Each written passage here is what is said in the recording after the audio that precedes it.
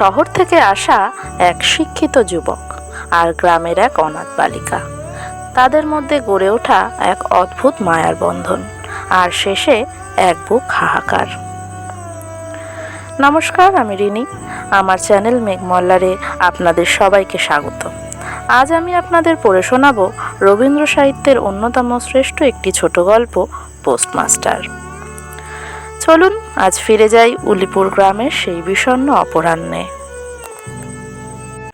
প্রথম কাজ আরম্ভ করিয়াই উলাপুর গ্রামে পোস্টমাস্টারকে আসিতে হয়। গ্রামটি অতি সামান্য, নিকটে একটি নীলকুঠি আছে, তাই কুঠির সাহেব অনেক জোগাড় করিয়া এই নূতন পোস্ট অফিস স্থাপন করিয়াছে। আমাদের পোস্টমাস্টার কলকাতার ছেলে। জলের মাছকে ডাঙায় তুলিলে যেরকম হয়, এই গণ্ডগ্রামের মধ্যে আসিয়া পোস্টমাস্টারেরও সেই দশা উপস্থিত হইয়াছে। একখানি অন্ধকার আটচালার মধ্যে তাহার আপিস, অদূরে একটি পানাপুকুর এবং তাহার চারিপাড়ে জঙ্গল। কুঠির গোমস্তা প্রভৃতি যে সকল কর্মচারী আছে, তাহাদের ফুসরত প্রায় নাই এবং তাহার ভদ্রলোকের সহিত মিশিবার উপযুক্ত নহে। বিশেষত কলিকাতার ছেলে ভালো করিয়া মিশিতে জানে না। অপরিচিত স্থানে গেলে হয় উদ্ধত হয়, অপ্রতিভ হইয়া থাকে। এই কারণে স্থানীয় লোকের সহিত তাহার মেলামেশা হইয়া ওঠে না। অথচ হাতে কাজ অধিক নাই। কখনো কখনো দুটো একটা কবিতা লিখিতে চেষ্টা করেন। তাহাতে এমন ভাব ব্যক্ত করিয়াছেন যে সমস্ত দিন তরু পল্লবের কম্পন এবং আকাশের মেঘ দেখিয়া জীবন বড় সুখে কাটিয়া যায়।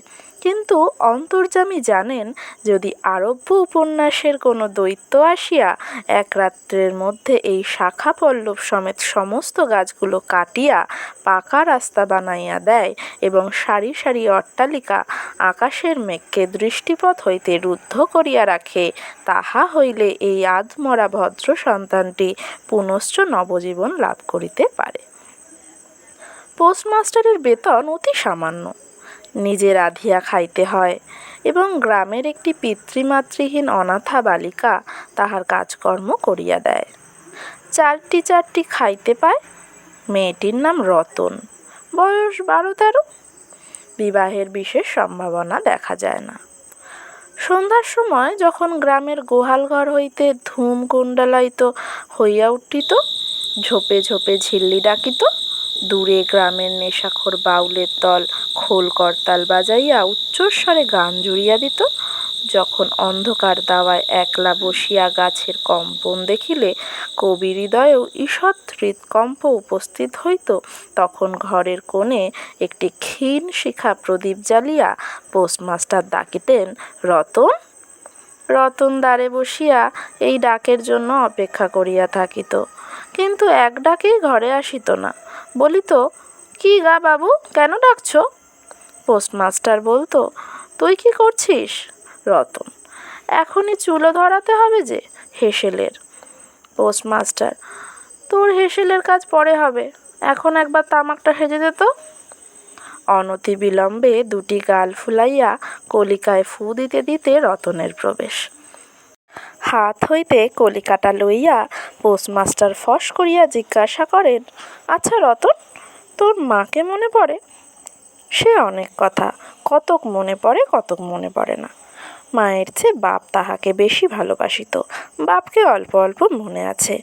পরিশ্রম করিয়া বাপ সন্ধ্যাবেলার ঘরে ফিরিয়া আসিত, তাহারই মধ্যে দৈবাত দুটি একটা সন্ধ্যা তাহার মনে পরিষ্কার ছবির মতো অঙ্কিত আছে। এই কথা হইতে হইতে ক্রমে রতন পোস্টমাস্টারের পায়ের কাছে মাটির ওপর বসিয়া পড়িত। মনে পড়িত, তাহার একটি ছোট ভাই ছিল, বহু পূর্বেকার।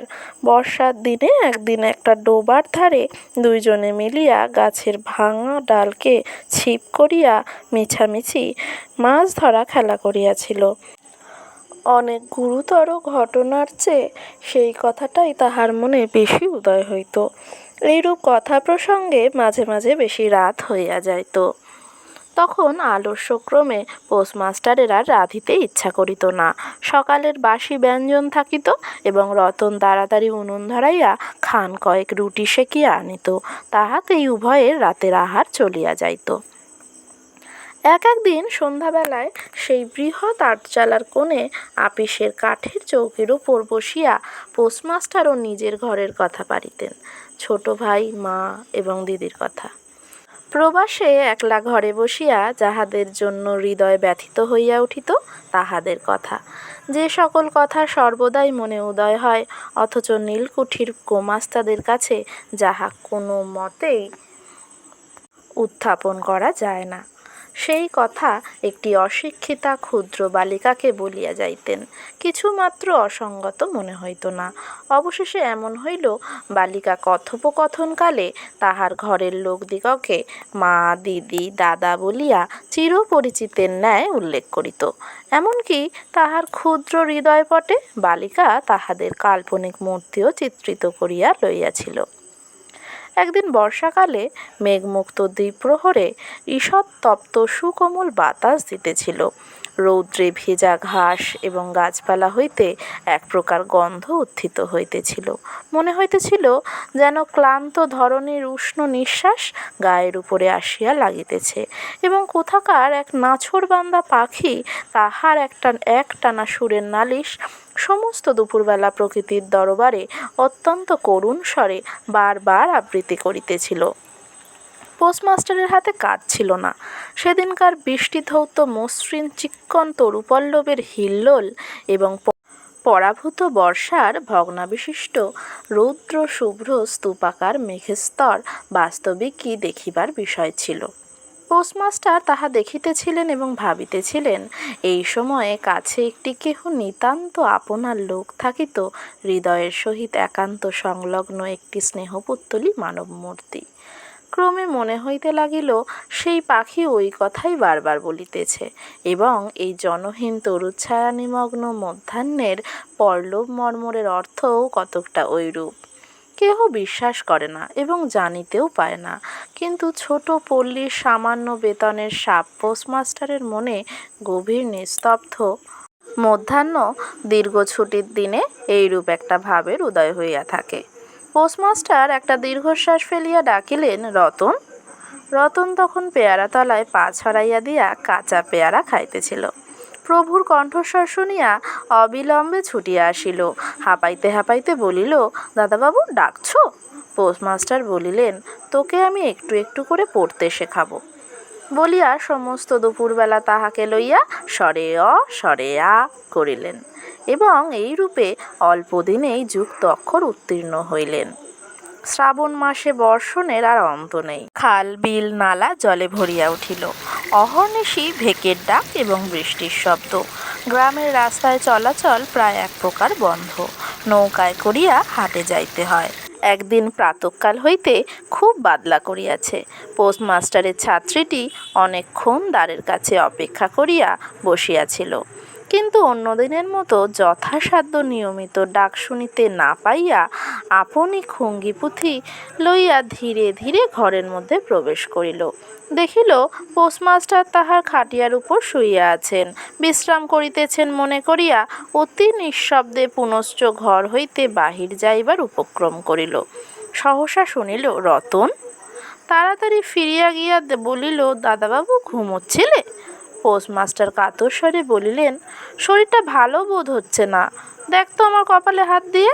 এই নিতান্ত নিঃসঙ্গ প্রবাসে ঘন বর্ষায় রোগকাতর শরীরে একটুখানি সেবা পাইতে ইচ্ছে করে। তপ্ত ললাটের উপর শাখা পড়া কোমল হস্তের স্পর্শ মনে পড়ে। এই ঘোর প্রবাসে রোগ যন্ত্রণায় স্নেহময়ী নারীরূপে জননী ও দিদি পাশে বসিয়া আছেন, এই কথা মনে করিতে ইচ্ছে করে এবং এ স্থলে প্রবাসীর মনের অভিলাষ ব্যর্থ হইল না। বালিকা রতন আর বালিকা রহিল না। সেই মুহূর্তেই সে জননীর পদ অধিকার করিয়া বসিল। বৈদ্য ডাকিয়া আনিল, যথাসময়ে বটিকা খাওয়াইল, সারা রাত্রি শিওরে জাগিয়া রহিল। আপনি পথ্য রাঁধিয়া দিল এবং শতবার জিজ্ঞাসা করিল, হ্যাঁ গো দাদাবাবু, একটুখানি ভালো বোধ হচ্ছে কি? বহুদিন পরে পোস্টমাস্টার ক্ষীণ শরীরে রোগশয্যা ত্যাগ করিয়া উঠিলেন। মনে স্থির করিলেন, আর নয়, এখান হইতে কোনো মতে বদলি হইতে হইবে। স্থানীয় অস্বাস্থ্যের উল্লেখ করিয়া তৎক্ষণাৎ কলিকাতার কর্তৃপক্ষদের নিকট বদলি হইবার জন্য দরখাস্ত করিলেন। রোগ সেবা হইতে নিষ্কৃতি পাইয়া রতন দ্বারের বাহিরে আবার তাহার স্বস্থান অধিকার করিল, কিন্তু পূর্ববৎ আর তাহার ডাক পড়ে না। মাঝে মাঝে উকি মারিয়া দেখে পোস্টমাস্টার অত্যন্ত অন্যমনস্কভাবে চৌকিতে বসিয়া অথবা খাটিয়ায় শুইয়া আছেন। রতন যখন আহ্বান প্রত্যাশা করিয়া বসিয়া আছে, তিনি তখন অধীর চিত্তে তাহার দরখাস্তের উত্তরের প্রতীক্ষা করিতেছেন। বালিকা দ্বারের বাহিরে বসিয়া সহস্রবার করিয়া তাহার পুরনো পড়া পড়িল, পাছে যেদিন সহসা ডাক পড়িবে সেদিন তাহার যুক্ত অক্ষর সমস্ত গোলমাল হইয়া যায়, এই তাহার একটা আশঙ্কা ছিল। অবশেষে সপ্তাহখানেক পরে একদিন সন্ধেবেলায় ডাক পড়িল। উদ্বেলিত হৃদয়ে রতন গৃহের মধ্যে প্রবেশ করিয়া বলিল, দাদাবাবু, আমাকে ডাকছিলে? পোস্টমাস্টার বলিলেন, রতন, কালই আমি যাচ্ছি। রতন, কোথায় যাচ্ছ দাদাবাবু? পোস্টমাস্টার, বাড়ি যাচ্ছি। রতন, আবার কবে আসবে? পোস্টমাস্টার, আর আসবো না। রতন আর কোনো কথা জিজ্ঞাসা করিল না। পোস্টমাস্টার আপনিই তাহাকে বলিলেন তিনি বদলির জন্য দরখাস্ত করিয়াছিলেন, দরখাস্ত নাম মঞ্জুর হইয়াছে, তাই তিনি কাজে জবাব দিয়া বাড়ি যাইতেছেন। অনেকক্ষণ আর কেহ কোনো কথা কহিল না। মিটমিট করিয়া প্রদীপ জ্বলিতে লাগিল এবং এক স্থানে ঘরের জীর্ণ চাল ভেদ করিয়া একটি মাটির সরার উপর টপ টপ করিয়া বৃষ্টির জল পড়িতে লাগিল। কিছুক্ষণ পরে রতন আস্তে আস্তে উঠিয়া রান্নাঘরে রুটি করিতে গেল। অন্যদিনের মতো তেমন চটপট হইল না। বোধ করি মধ্যে মধ্যে মাথায় অনেক ভাবনা উদয় হইয়াছিল। পোস্টমাস্টারের আহার সমাপ্ত হইলে পরে বালিকা তাহাকে জিজ্ঞাসা করিল, দাদাবাবু, আমাকে তোমাদের বাড়ি নিয়ে যাবে? পোস্টমাস্টার হাসিয়া কহিলেন, সে কি করে হবে? ব্যাপারটা যে কি কি কারণে অসম্ভব তাহা বালিকাকে বোঝানো আবশ্যক বোধ করিলেন না। সমস্ত রাত্রি স্বপ্নে এবং জাগরণে বালিকার কানে পোস্টমাস্টারের হাস্যধ্বনির কণ্ঠস্বর বাজিতে লাগিল, সে কি করে হবে। ভোরে উঠিয়া পোস্টমাস্টার দেখিলেন তাহার স্নানের জল ঠিক আছে। কলিকাতার অভ্যাস অনুসারে তিনি তোলা জলে স্নান করিতেন। কখন তিনি যাত্রা করিবেন সে কথা বালিকা কি কারণে জিজ্ঞাসা করিতে পারে নাই, পাছে প্রাতঃকালে আবশ্যক হয়। এই জন্য রতন তত রাত্রে নদী হইতে তাহা স্নানের জল তুলিয়া আনিয়াছিল। স্নান সমাপন হইলে রতনের ডাক পড়িল। রতন নিঃশব্দে গৃহে প্রবেশ করিল এবং আদেশ প্রতীক্ষায় একবার নীরবে প্রভুর মুখের দিকে চাহিল। প্রভু কহিলেন, রতন, আমার জায়গায় যে লোকটি আসবেন তাকে বলে দিয়ে যাব তিনি তোকে আমারই মতন যত্ন করবেন। আমি যাচ্ছি বলে তোকে কিছু ভাবতে হবে না।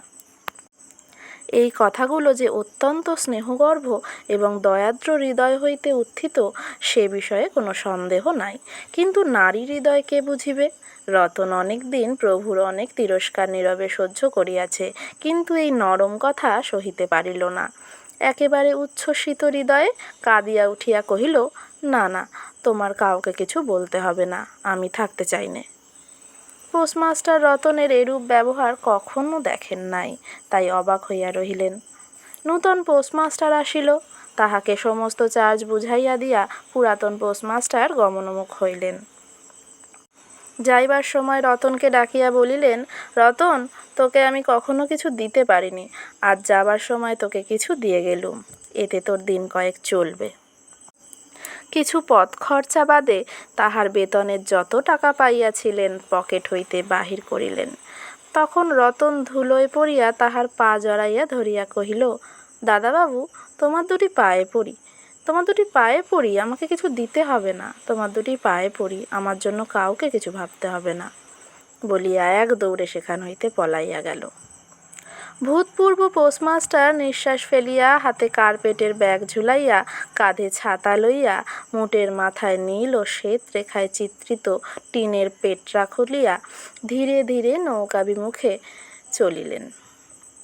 যখন নৌকায় উঠিলেন এবং নৌকা ছাড়িয়া দিল, বর্ষা বিস্ফারিত নদী ধরণীর উচ্ছ্বলিত অশ্রুরাশির মতো চারিদিকে ছলছল করিতে লাগিল। তখন হৃদয়ের মধ্যে অত্যন্ত একটা বেদনা অনুভব করিতে লাগিলেন। একটি সামান্য গ্রাম্য বালিকার করুণ মুখের ছবি যেন এক বিশ্বব্যাপী বৃহৎ অব্যক্ত মর্মব্যথা প্রকাশ করিতে লাগিল।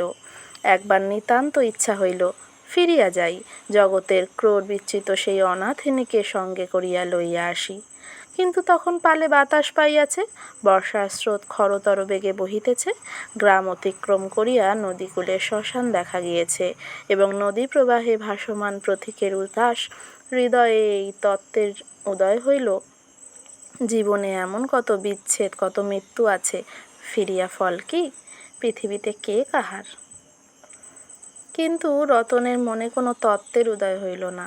সে সেই পোস্ট অফিস গৃহের চারিদিকে কেবল অশ্রুজ্জলে ভাসিয়া ঘুরিয়া ঘুরিয়া বেড়াইতেছিল। বোধ করি তাহার মনে ক্ষীণ আশা জাগিতেছিল, দাদাবাবু যদি ফিরিয়া আসে। সেই বন্ধনে পড়িয়া কিছুতেই দূরে যাইতে পারিতেছিল না। হায় বুদ্ধিহীন মানব হৃদয়! ভ্রান্তি কিছুতেই ঘোচে না। যুক্তিশাস্ত্রের বিধান বহু বিলম্বে মাথায় প্রবেশ করে। প্রবল প্রমাণকেও অবিশ্বাস করিয়া মিথ্যা আশাকে দুই বাহু পাশে বাঁধিয়া বুকের ভিতরে প্রাণপণে জড়াইয়া ধরা যায়। অবশেষে একদিন সমস্ত নাড়ি কাটিয়া হৃদয়ের রক্ত শুষিয়া সে পলায়ন করে।